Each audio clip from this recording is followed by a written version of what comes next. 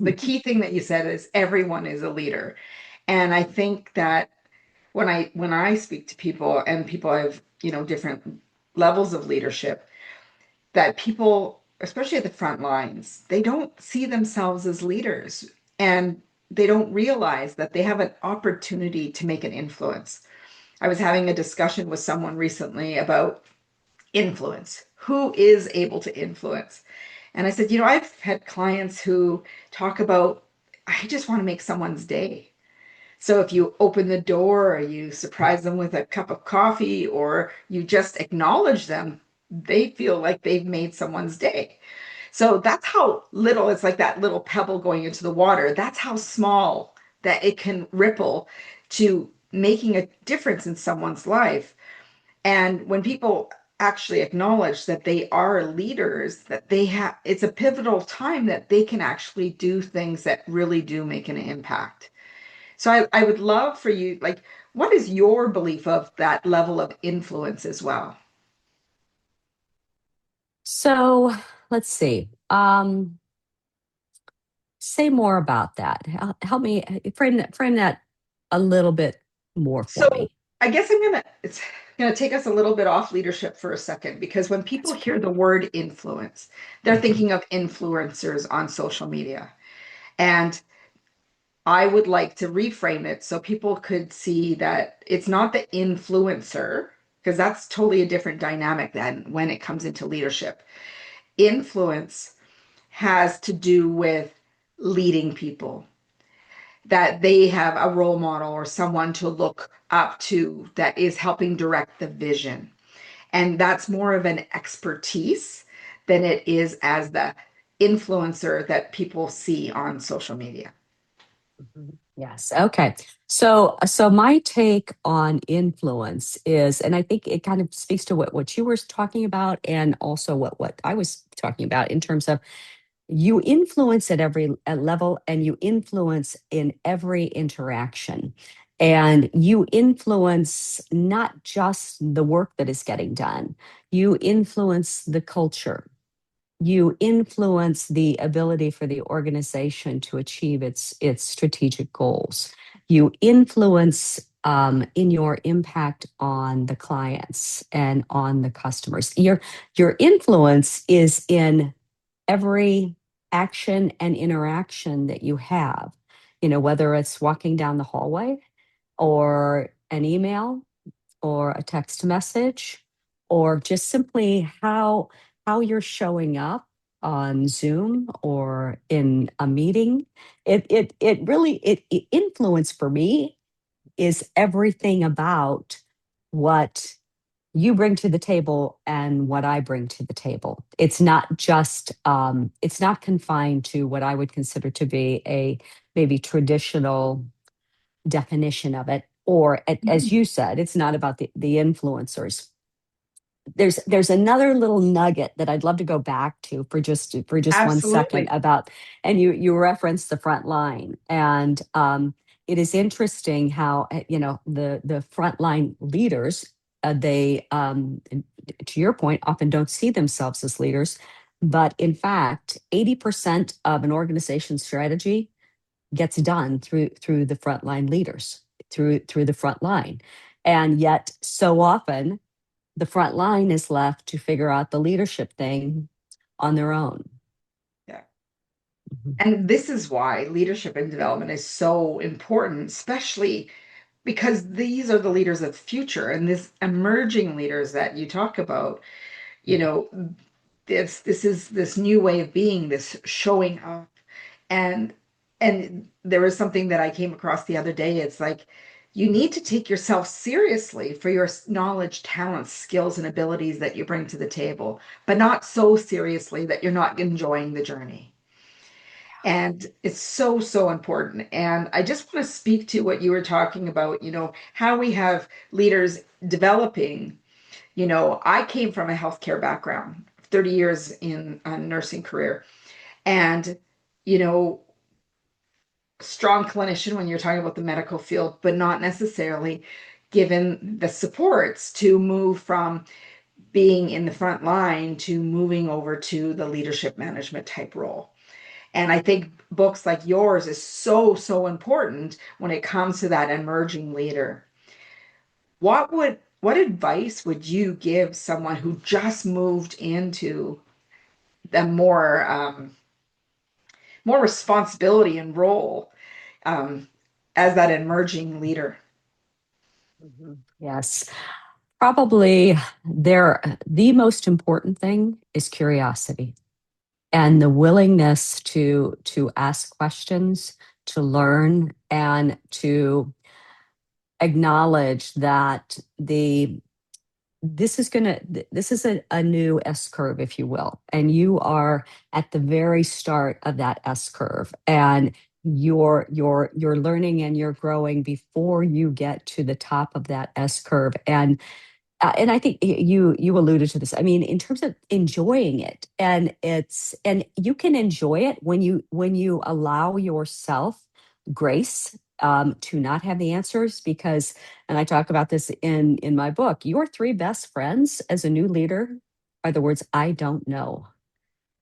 And that's hard. That is hard, especially for someone who comes from a position where they were very technically competent, and they were recognized for their knowledge, their skills, and their abilities. And all of a sudden, it's a completely different set of competencies that they have to learn and they have to develop. It's and they feel like, and often are, in a position where all eyes are on them, and so they're they are being observed. Watched is a little too spooky of a word, but they're being observed. And as leaders, any one of us who has been in any leadership position, we fail out loud. And so that acknowledgement of, yeah, you know, you're going to have days when you fall flat on your face, and that is literally physically painful. It literally hurts to fail, as you know, I'm sure. Yeah. As you say that, and you said fail it, you're learning out loud, right? Everything is witnessed in your journey as a leader, right? People are watching, and people don't think that they're being watched necessarily, but you are that role model. I had someone say one time that imagine you're living your life and someone's watching through the window. Are you staying in integrity? So I when I think about leadership, I think of it that way as well, so that we have people around us and you think that you're not being seen, but truly you are, because they're looking to say, was that what leadership looks like? Oh, you could not have said that any better. That whole, is this person operating in integrity? And I'm watching this person to see, is this how leadership looks to me? Is this what I believe leadership should look like? Are we aligned in how my vision of leadership and how they are showing is their vision of leadership? But yeah, that are they walking the talk? Are they living in integrity? Yeah, it's so important to, when you pick the role models, of who you aspire to be similar to. You spot those things because you have those qualities within you. But when you have a combination of individuals, that makes up you because of all these people you admire. What would be the strongest competencies to start with when developing in your leadership journey? Number one would be self-awareness, and we recognizing what happens to us under stress, and recognizing what our default tendencies are, and that um, knowing thyself. And if you think about, as someone who is on their leadership journey, I think of someone who is they were a get it done, kind of guy or gal. All right. It was like you could go to Deborah and give her anything and she would get after it. She would get it done. And then Deborah is promoted into leadership, and she's got that fire and she's got that get it done attitude and approach. And then what happens then is, then Deborah is experienced by her team that she's leading and by those around her as perhaps controlling. And so the what served Deborah really well in terms of her ability to get stuff done, now, you know, she might be shaking her head going, what the heck? I get stuff done. That's why I was promoted and into leadership. But now I have to get stuff done through others. So it's that self-awareness, noticing, wow, I love to get stuff done, but I have to bridle that urge in service to developing those around me and clearing the roadblocks perhaps for them. And that's my way of getting things done. Or helping them to understand how what they are doing is connected to the bigger vision, is connected to the bigger strategy. It's not me alone executing on that, even though that was truly my sweet spot. And that's what got me noticed. So, long answer to fundamentally self awareness, know thyself. So, so important because it comes back to that. It's almost cliche now, but there's no I in team. That Mhm. when you move into a leadership position, this has been my experience, that I don't know if necessarily people say, now you forget a little bit about yourself because now you're focused on developing the people around you to get the work done. Versus, like you said, you had the skill set that you got things done, but no one really said, now you're here to develop the other people to be similar to you or take some of the characteristics that you have. And now let's expand that. Mhm. So, when you think about the biggest challenges that leaders are facing today, especially the emerging leader, uh, what are some of the things now that we have self awareness in place to help them navigate changes in their environment? Right now, I think we're going through the fastest rate of change I've ever witnessed. Um, what would be some guidance that you would provide with them of when you're faced with crisis or rapid change? What is something that you need to keep in mind? That's such a good question, Deborah. And we are in, like you said, such a state. I mean, VUCA doesn't even describe it anymore. I mean, VUCA, that term is 20 years old. And Yeah. and my goodness, if we look back, 20, who knows, it's probably older than that, but it's probably goes back to World War II. I'm not sure. But regardless, but that was a place where we actually had so much more predictability than we do now. And that said, it seems like with every generation, we are saying, oh my gosh, we're in such a state of change. And it's like we're all in the liminal space. We're all in the in between. We're all in this place where we've let go of the trapeze and we're suspended in air and we're hoping that we can, catch the next bar of the trapeze when it comes to us. And I don't have the golden answer any more than anyone else, but I think for really for all of us, just that acknowledgement of uncertainty, and it's like I am in a state of uncertainty, and as a leader, I do not have all the answers, and I cannot possibly have all the answers. I can make a decision based on what I know right now. And it might be the best decision that I can make at this particular moment. But and it's so much easier said than done, as you and I probably would both agree. In the being in the space of acknowledging that we're in ambiguity and it's uncomfortable because our brains are wired for certainty. So every fiber of our being is going, oh my gosh, this is uncomfortable, this is difficult. And yet I still, as a leader, make make progress. I have to move the ball down the field. We might have to pivot, and we probably will have to pivot. And we make a decision to the best of our ability on the data and information that we have in front of us. And conversely, the other side of that is that in we're also in a world where we have access to so much data and information, so that we can, also be in this place of paralysis of analysis where, oh, I'm just going to do, one more prompt to ChatGPT or Claude or Comet or what, or Perplexity or whatever, and see if Yeah. I can gather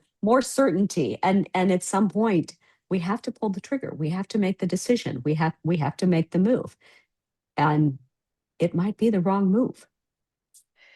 As you were saying that, all I kept thinking about is people want to look to leaders who bring that certainty and confidence. They have that conviction of this is what we're going to do. And how many times I think of that iceberg or the duck on the water that's paddling like crazy, trying to keep themselves afloat. And that's what I sometimes think leadership is, right? You're needing to keep this composure that you've got it all together. And yet at the same time, I'm reminded the only thing I have control over is the world I'm within right now. There's so many external pressures. How can I make people feel safe and confident that we're going to do the best that we can, even if we have to do those pivots? That is such a good point, and I think it really speaks to the layers and the nuances of leadership. And I like to describe it. It's a mosaic, and in those moments where, oh, okay, I'm the very confident leader, and I'm leading the charge, and I'm the leader out front, and in that's one color, that's one shade of the mosaic. Okay. Mhm. And then there are the moments where, I as the leader have to be the leader beside. And how are we looking at this together in terms of, all right, there's how do I bring the collective intelligence of the entire room to address, of the entire team, of the entire organization, to address this challenge that we are facing, because we together, all of us, have to work through it, not just one of us.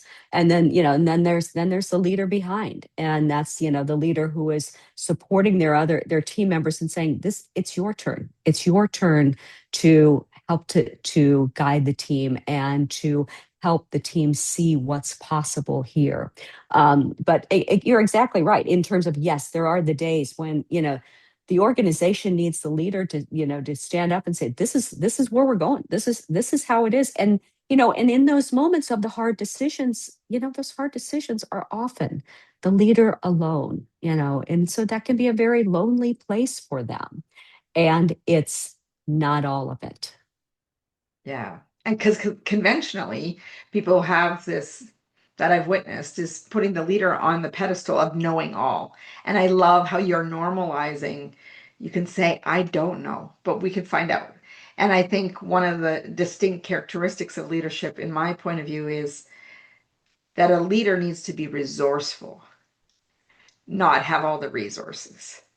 What And a great way to describe that. Exactly. Yes.